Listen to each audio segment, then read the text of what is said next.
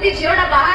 से ब्रह्मगिरी नहीं मु पचारि रखा चाहूँगी जदि मु विदेशी मो बापा को ना बदली गला कि निम्न मानसिकतार गोटे उदाहरण आपण मैंने बुझी रखु माँ मैंने आज एत भारी मात्रा उपस्थित अच्छा आपण मान कही रखा चाहूँगी आम आवाज को से दबे देवा चाहते से भावुंट झील मैंने माँ मैंने किसी वस्तु कि संपत्ति बाड़ी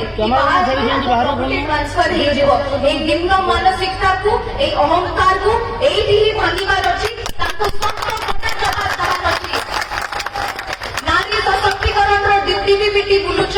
नारी सशक्तिकरण ना केते कौन करुच आई गोटे झील को सम्मान दौन मत बहुत भल प्रवेश करी कहते अनाथ छुआटा आसो मुझे पचारि रखा चाहूँगी मु आपण झील ना आपण मैंने मो साथ देवे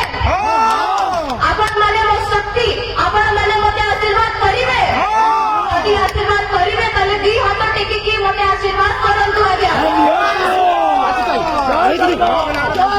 आपण मन को आशीर्वाद जोड़ुची आपण मन को साथ सहयोग जोड़ुची आपण मन को विश्वास चाहूँगी